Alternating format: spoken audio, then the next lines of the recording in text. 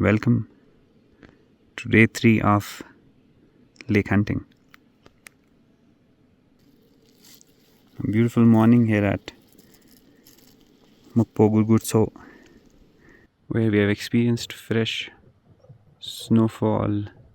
Throughout the night it rained non-stop, huge downpour, still hear the thunder at times.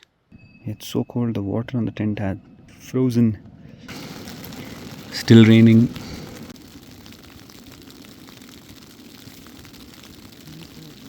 Tuesday 22nd of July 2025, 8:30 a.m. and we have a clear blue sky, at least on over our head. And again, the theory proved to be correct. Whenever I've seen a halo around the sun, that is when I see that that's bad weather incoming. So, but that's just an observation. I'll have to read and study more about it. So after rain, you'll see a lot of water droplets sitting on the fly sheet. So that is when you vigorously sort of shake the tent. Now this shaking, I also do this when I pitch the tent up to see whether it is storm-proof or not. So I take the center point, the pommel of the trekking pole. You can see these droplets. You try and remove them. And now the sunlight will do the rest of the job. You have to clean it, as much as you can. See, the fly sheet is now super dry.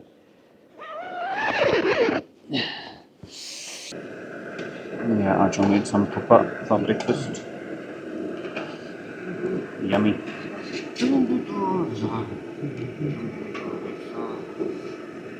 Nice.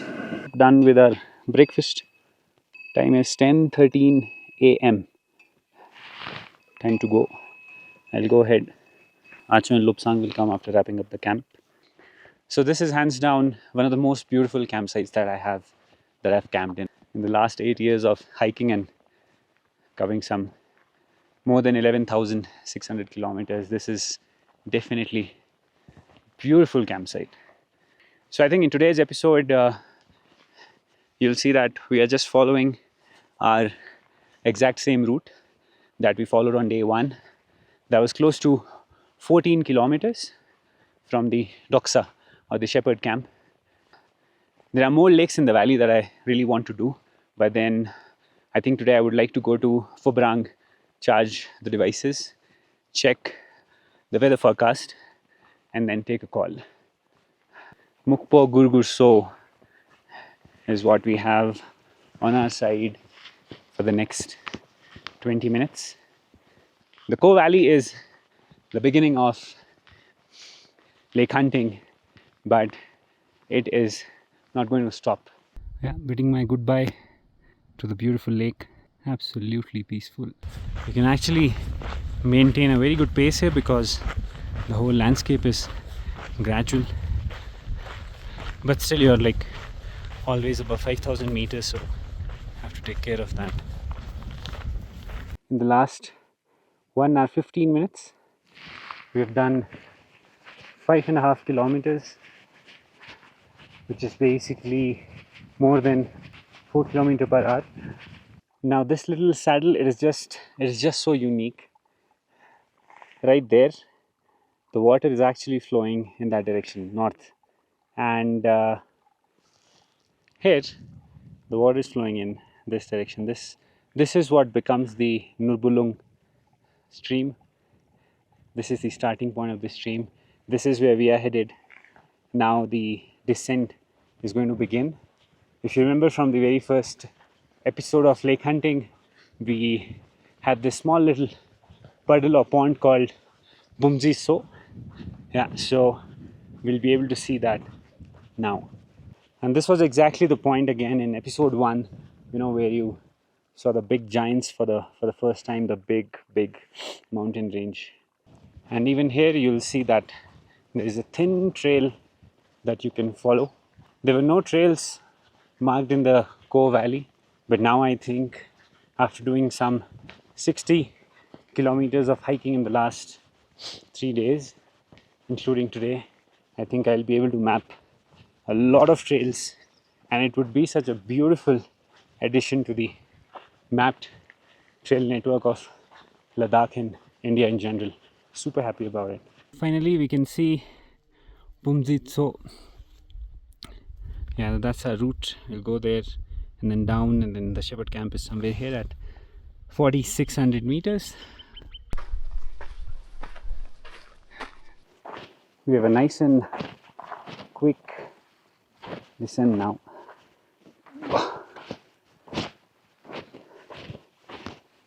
In the last 2 hours, we have covered some 8.65 kilometers. We are still at 5150 meters, so we have to get down some 500 meters and maybe some 5 kilometers. We are still at 5,000 meters, but you see, following a nice path. Now the shepherd camp is 2 kilometers away, and it is for the very first time that I've seen sheep and goats. There's a big sort of a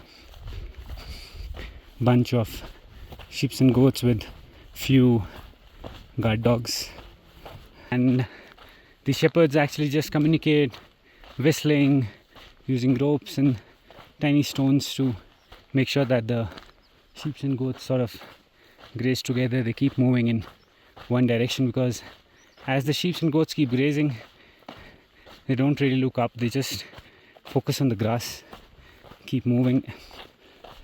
I can see the white shepherd tent and the vehicle. It's now some 400 meters away. Everything started from here and it has ended here. Exactly 14 kilometers in 3 hours 20 minutes. That is more than 4 kilometers per hour, but only 80 meter up, and rest of it was completely downhill. Now when I came here, it was somewhere around 1:15 p.m. I guess, and then after that there was this achele, or an old lady, and she was making these carpets. So I just sat beside her and just noticed how is it that she's doing it, and she was very welcoming. And I think she's what, 70-75 years old. Very peacefully she's sitting and working on her own thing. Our team is back by 3:40. So you see, this is how a ideal shepherd camp in Ladakh looks like. It has a 3 to 4 feet base. This is the exit for the smoke.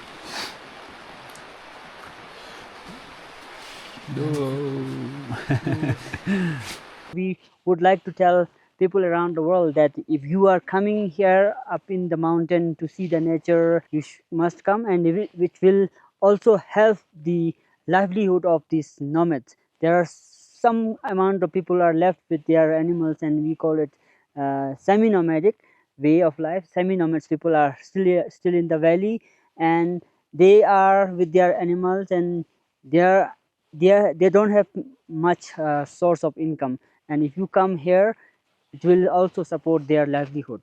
The plan for today is to go back to Phobrang, the village, and that is where I can charge my devices, do a weather check.